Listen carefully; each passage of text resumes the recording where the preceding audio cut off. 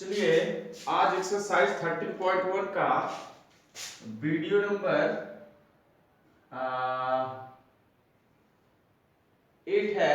ठीक है, तो आज हम लोग देखेंगे 13.1 केसीसी का 3 तक हुआ था। 3 क्वेश्चन का सॉल्यूशन हमने डाला था। आज चौथा नंबर क्वेश्चन देखेंगे, क्वेश्चन नंबर 4। ठीक है, चलिए देखते हैं क्या कह रहा है। क्वेश्चन नंबर 4 कह रहा है ज्ञात करें एक लंबवृत्तीय बेलन। अब देखिए लंबवृत्तीय बेलन बोला तो उसका फिगर हम लोग ड्रॉ कर लेंगे पहले। लंबवृत्तीय बेलन, चलिए देखिए ये हमारा बेलन हो गया, ये हो गया, ये इसका सॉरी ये बेलन। ठीक है, हाँ फिगर तो ड्रॉ करना आता है, एकदम आसान सिंपल सा। चलिए ये लंबवृत्तीय बेलन हमने बना दिया। ठीक है, लंबवृत्तीय कार्य ज्ञात करें एक लंबवृत्तीय बेलन का पार्श्व सतह कोष्ठ में दिए वक्र पृष्ठ क्षेत्रफल, इसकी बात कर रहा है। ठीक है, पार्श्व सतह मतलब साइड वाला भाग, राउंडेड भाग जितना है उसका सतह का पूछ रहा है। चलिए दूसरा कह रहा है कुल सतह क्षेत्रफल। तो कुल सतह में पार्श्व सतह में इसको और इसको ऐड कर देंगे, बेस और अपवार्ड सरफेस को जोड़ देंगे, हो गया। फिर आयतन को खोज रहा है। चलिए इसका डायमेंशन में जिसकी ऊंचाई दे रखा है, एच दे रखा है कितना, 13.5 सेंटीमीटर। ठीक है, और इसकी त्रिज्या दे रखा है हमारा 7 सेंटीमीटर। आर की वैल्यू कितना दे रखा है, 7 सेंटीमीटर। चलिए इसका क्या कह रहा है, सबसे पहले हम लोग निकालेंगे पार्श्व सतह। तो इसके मेजरमेंट के बारे में सबसे पहले लिखना है हमको, जो दिया हुआ है, जो गिवन है उसको सबसे पहले यहां प्लॉट करेंगे, लिखेंगे क्योंकि लंबवृत्तीय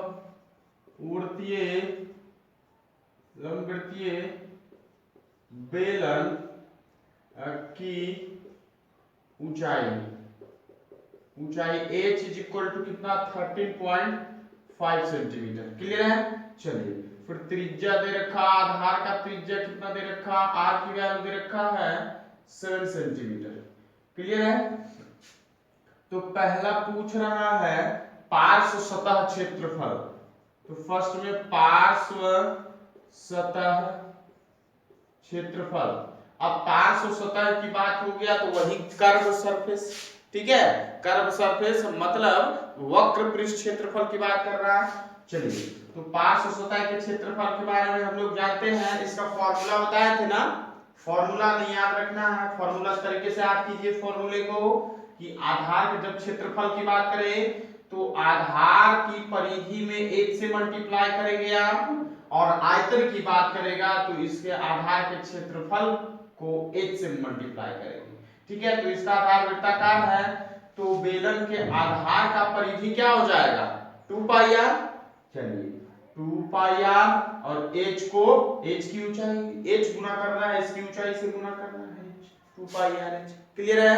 चलिए 2 इंटू पाई की वैल्यू दे रखा है क्या, पाई की वैल्यू नहीं दिया है। चलिए तो हमें मालूम है 22/7 गुना r की वैल्यू 7 है और h की वैल्यू 13.5 है। फटाफट कीजिए, 7 7 कट गया। चलिए 0 2 5 जा 10 और 5 27 27 जा 135। ठीक है, 1 10 3 25 ठीक। चलिए और 27 और 22 को गुना करेंगे तो आप कितना हो जाएगा, 54 4 5 9 594 सेंटीमीटर स्क्वायर। ये पार्श्व सतह का क्षेत्रफल आ गया। चलिए इसको लिख लीजिएगा, आप लोग स्क्रीनशॉट ले लीजिए या वीडियो को पॉज करके लिखिएगा। ठीक है, मिटाते हैं, मिटा देते हैं पार्श्व सतह क्षेत्रफल। चलिए एक हो गया हमारा। दूसरा कह रहा है कुल सतह का क्षेत्रफल। 594 था ना, कितना था, 594 ही ना। चलिए ठीक है। चलिए दूसरा कह रहा है कुल सतह क्षेत्रफल। कुल सतह क्षेत्रफल, तो कुल सतह क्षेत्रफल को कैसे करेंगे, लिखेंगे पार्श्व, सॉरी चलिए मल्टीप्लाई डायरेक्ट एडिशन कर देते हैं। कुल सतह क्षेत्रफल को क्या करेंगे, पहले वक्र पृष्ठ वाले भाग का क्षेत्रफल 594, उसमें जोड़ देंगे आधार का क्षेत्रफल हो इसका, तो आधार के क्षेत्रफल को 2 से गुना कर देंगे तब दोनों ऐड हो जाएगा, नीचे वाला भी और ऊपर वाला भी, क्योंकि वृत्ताकार नीचे भी है और ऊपर भी वृत्ताकार, दोनों का डायमेंशन सेम होगा क्योंकि बेलन का ही भाग है ना। हाँ 594, तो एक का क्षेत्रफल आधार का पाई आर स्क्वायर, इसमें 2 से गुना किए, ये वाला भी ऐड हो गया। चलिए अब ऐड हो गया 594 plus 2 into 2 2 7 R square, R square तो 7 का स्क्वायर, तो 2 बार 7 लिख सकते हैं ना, 7 7 कट गया। कैलकुलेशन जितना इजी हो सके इजी करें, ठीक है। हाँ 94 594 प्लस और कटछट 7 दूना 14, 14 और 22 28 28 8 8 10 0 हाथ मिलाए 308 308। अब दोनों को ऐड करें, 8 4 12 2 हाथ मेरा 1 9 10 0 हाथ मेरा 5 3 8 902 902 सेंटीमीटर स्क्वायर हो गया, ठीक है। तो ये हो गया हमारा कुल सतह का क्षेत्रफल। मिटा दें, स्क्रीनशॉट ले लीजिएगा या फिर वीडियो पॉज करके लिख लीजिए। चलिए इसको मिटाते हैं। दो को हमने फाइंड कर लिया, तीसरा है आयतन की बात कर रहा है, तो तीसरा आयतन निकालेंगे हम लोग। आयतन कुछ नहीं, ये सब प्रॉब्लम इजी है, आयतन निकालना है। आयतन क्या बताए थे, आधार के क्षेत्रफल को 1 से मल्टीप्लाई कीजिए, तो आधार का क्षेत्रफल पाई आर स्क्वायर, उसको 1 से मल्टीप्लाई करेंगे, 1 से मल्टीप्लाई कर लीजिए। पाई की वैल्यू 2 2 है 7 इनटू आर स्क्वायर, आर की वैल्यू 7 है ना, तो इसका स्क्वायर करेंगे, 2 बार 7 लिख दिए। चलिए 2 बार 7 लिखने का मतलब मतलब ये होता है 7 का स्क्वायर। h की वैल्यू हमने 13.5 रख दिया, ठीक है। चलिए हटाया 0, 7 7 कट गया और 2 से 11 बढ़ती, 2 से 5 बढ़ती और ये हो गया 27 बढ़ती, ठीक है ना। हाँ 1 1 क्या हो जाएगा, 77 27 77 गुना 27। चलिए 7 7 49 का 9 हाथ में 4 7 7 49 9 4 13 53 और 54 9 हो गया, 4 3 7 हो गए, 5 5 10 7 9 क्या हो गया, 11 7 77 77 गुने 27 7 49 के 9 हाथ मेरा 4 7 7 49 4 53 53 हो गया, पाई 22/7 आर स्क्वायर इंटू एच, ठीक तो है। 7 दूना 14 4 हाथ मेरा है 1, 7 दूना 14 15, क्या यार तुम भी गजब करते हो। 5 पर 10 की 0 हाथ मेरा 1 1 1 2, दिमाग का रहता है तेरा, दिमाग दिमाग दिमाग दिमाग को कंट्रोल में रखिए। चलिए ये हमारा आ गया, ठीक है ना, 20 सेकंड में, ठीक। चलिए ये हमारा हो गया घन सेंटीमीटर आंसर। हाँ कैलकुलेशन पे ध्यान दीजिए, मेंसुरेशन फुल कैलकुलेशन पे है, ठीक है। फॉर्मूला याद रखिए, फॉर्मूला पुट कीजिए पूरा मेंसुरेशन। अरे भाई लाइट नहीं है यार, ठीक है मिटा दे क्या।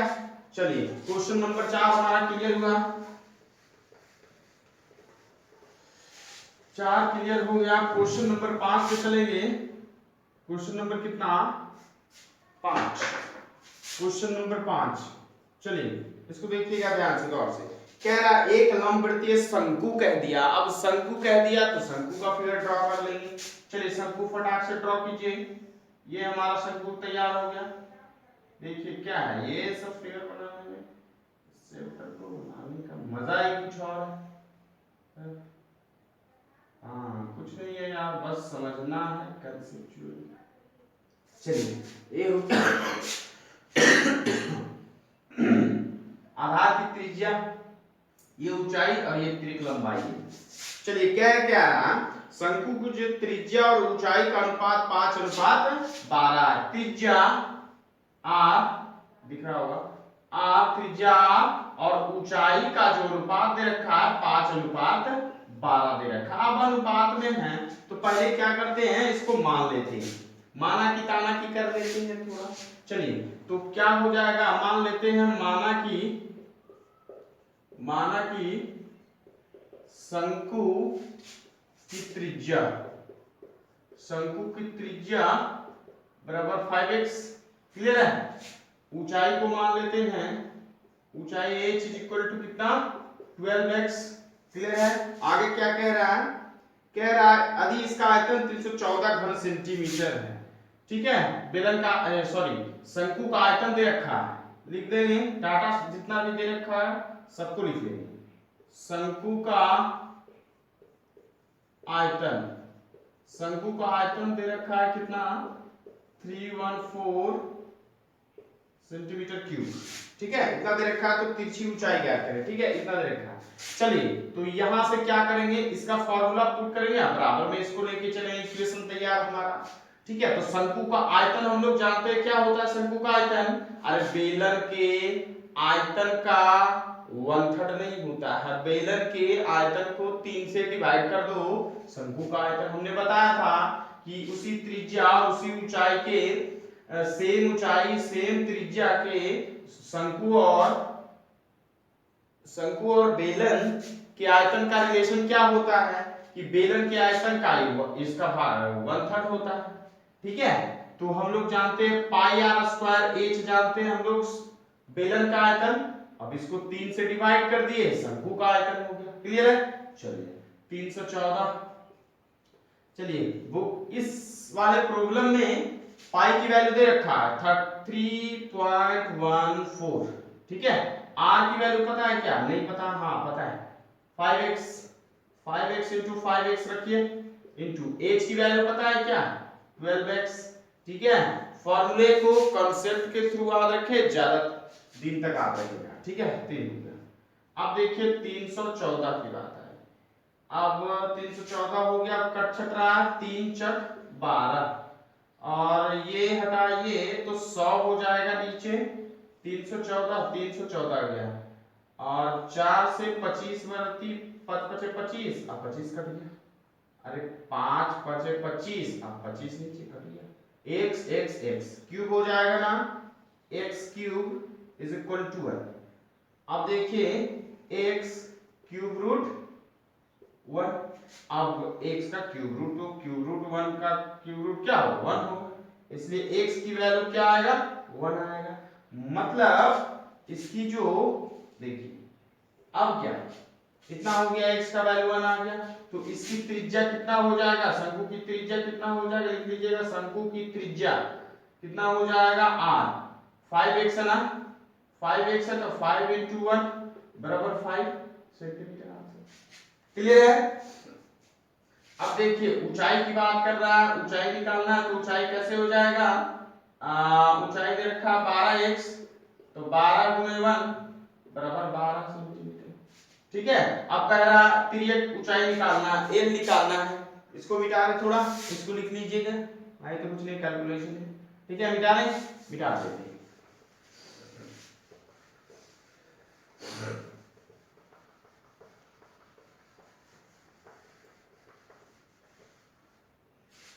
चलिए देखिए तो लिखेंगे इसलिए तिर्यक ऊंचाई या तिर्यक लंबाई कोनिकल लेंथ इसको कहते हैं, एल की वैल्यू निकालना। अब देख रहे हैं ये वाला जो हो गया हमारा समकोण त्रिभुज हो गया कि नहीं, समकोण त्रिभुज ऐसे फॉर्मूला तो ठीक है, लेकिन इस तरीके से याद रखिए समकोण त्रिभुज है, ये लंब हो गया, ये आधार हो गया, क्लियर है। अब ये हमारा कर्ण हो गया, तो कर्ण का वैल्यू निकालना है, तो कर्ण बराबर हम लोग जानते हैं रूट अंडर लंब का स्क्वायर प्लस आधार का स्क्वायर। अरे पाइथागोरस थ्योरम लगा दिया ना, तब कुछ तो है नहीं, कंसेप्चुअली फॉर्मूला को याद रखिए, बार बार कहते हैं इस चीज को। h की वैल्यू कितना दे रखा है 12 का स्क्वायर प्लस r की वैल्यू 5 है ना, 5 का स्क्वायर। देखिए ट्रिगोनोमेट्री में ये वाला सीक्वेंस बहुत बनाए होंगे, 12 और 5, इसका 13 वैल्यू आएगा कर्ण का। चलिए root under 144 into 525 root under 169। अब 169 का वर्गमूल निकालेंगे स्क्वायर रूट निकालेंगे तो कितना आएगा 13 आएगा। 13 सेंटीमीटर ये हमारा आंसर हो गया। ठीक है, ये निकालना था ना त्रिक लंबाई। चलिए ये हो गया, इसको कर लीजिएगा, मिटा दे, मिटा देते हैं। अब छठे नंबर के क्वेश्चन पे चलते हैं हम लोग। हाँ, छठा नंबर क्वेश्चन, ये चैप्टर कंप्लीट हो जाएगा, फिर आगे एनसीईआरटी का चलेगा हम लोग का। एनसीईआरटी का 13.1 का भी सॉल्यूशन साथ में आएगा। ठीक है, दोनों सॉल्यूशन साथ में चलेगा। हाँ, क्वेश्चन नंबर 6, क्वेश्चन नंबर 6 कह रहा एक बेलन की ऊंचाई, बेलन कह दिया तो बेलन ड्रॉ कीजिए फटाक से। फिगर ड्रॉ करने में तो कुछ है नहीं, कुछ आता नहीं, ड्रॉ कीजिए, प्लॉट करने में क्या मजा आता है ऐसे क्वेश्चन में। ठीक है, ये ऊंचाई हो गया, एक्सिस उसका। चलिए करा एक बेलन की ऊंचाई उसके व्यास की 2/3 है।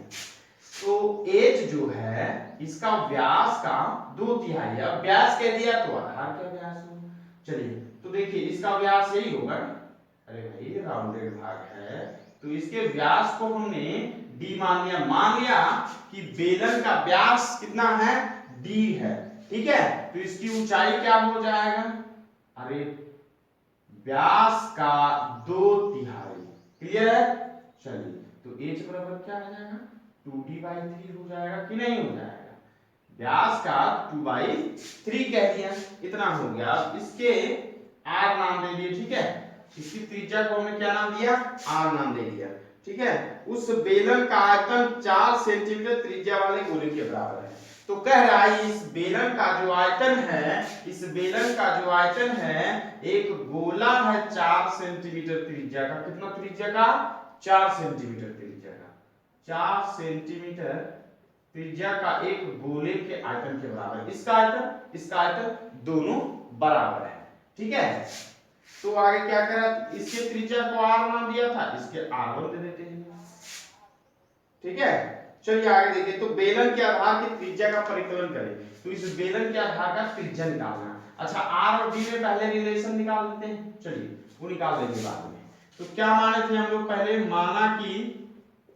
माना कि बेलन का व्यास, बेलन का व्यास d मानना होगा। ठीक है, तो ऊंचाई क्या हो जाएगा, इसका ऊंचाई हो जाएगा 2d/3। चलिए ये ऊंचाई हो गया 2d/3। अब समझते हैं हम लोग आगे क्या करना है, आगे कौन सा प्रोसेस करना है। चलिए कुछ नहीं, आगे बस आंख बंद करके अब निकालिए इसका आयतन और इसका आयतन, दोनों का आयतन बराबर करना है, दिया हुआ है क्वेश्चन में। ठीक है, चूंकि गोले का आयतन, गोले का आयतन बराबर ये बेलन का आयतन, बेलन का आयतन, यही दिया हुआ है ना क्वेश्चन में, यही तो कह रहा है कि बेलन का आयतन, सॉरी गोले का आयतन और बेलन का आयतन दोनों बराबर है आपस में। तो बस रख दीजिए। अब गोले का आयतन याद कीजिए, इसका फॉर्मूला कैसे याद करवाए थे कि इसका जो आयतन होता है, इसके गोले का आयतन उसके जो हमारा त्रिज्या का क्यूब का कितना गुना होता है, 4π/3 गुना होता है। यही तो याद करवाए थे, बराबर। अब देखिए बेलन का आयतन कैसे याद करवाए थे, आधार के क्षेत्रफल πr² को आप 1 से गुना कर दीजिए, बस। कितना सिंपल है यार, कितना जल्दी याद हो जाता है फटाक से। ऐसे रटते रहो 4π/3 πr3, 4π/3 πr3, क्या रटना, सब ऐसे याद हो। रटो नहीं, सीखो। पाई की वैल्यू दे रखा है, नहीं दिया है। चलिए इसका 22/7 रखेंगे, फटाफट बना देंगे। r1 की वैल्यू 4 है, क्यूब है, 3 बार 4 लिख दीजिए, कोई दिक्कत नहीं। पाई, अरे पाई 22/7, अच्छा वैसे भी निकाल सकते थे, r तो निकालना। अच्छा r जो होगा d/2 नहीं हो जाएगा, किसी भी r और d में क्या रिलेशन हम लोग जानते हैं, त्रिज्या जो होता है व्यास का आधा होता है। ठीक है, तो बस वही करेंगे, त्रिज्या जो r होगा व्यास का आधा होगा, d/2 का स्क्वायर कर दो गुना h की वैल्यू 2d/3 है, 2d/3 कर दे। देखो 3 कट गया, 22/7, 22/7 कट गया और कटेगा और कटेगा, कटेगा तो अभी बहुत कुछ, हाँ तो कटेगा तो बहुत कुछ, तो कटने दे, हो गया। अब देखो ये कट गया, ये कट गया, ये हो जाएगा d², नीचे हो जाएगा 4, ये हो जाएगा 2d, 2 दूना 4, क्लियर है, क्लियर है, क्लियर है। चलिए कितना हो गया, हाँ तो इधर आ जाइए, 2 2 है ना, 2 4 2 8, क्या कर रहे हो, क्या कर रहे हो, क्या कर रहे हो, क्या कर रहे हो, इसका अच्छा ऐसा करते हैं, चलिए माइंड लगाइए, इस 2 को इधर ला सकते हैं ना, चलिए तो पहले इस 4 को 2 का स्क्वायर कर दें, क्लियर है, गुना इस 4 को 2 का स्क्वायर कर दें, चलिए ठीक है, इस 4 को 2 का स्क्वायर, इस 4 को 2 का स्क्वायर, अब ये 2 था इधर लिया, बराबर कितना हो d² और एक और d, तो d³ हो गया, क्लियर है, दिख रहा है ना, चलिए वीडियो में दिख रहा है, ठीक है, इतना हो गया, मिटा दो ऊपर, ऊपर मिटाते ताकि वीडियो में आपको दिखे, नीचे हो सकता है नहीं दिखे तो मिटा दे, मिटा देते हैं लोग, लिख लीजिएगा, समझिए कैलकुलेशन समझिएगा, देखिए ये सब कैलकुलेशन ये सब खुद से ही कर सकते हैं, खुद से भी कर सकते हैं, मुझे जिस मेथड से समझ मेरे माइंड चलता है उस अनुसार से बना देते हैं, ठीक है।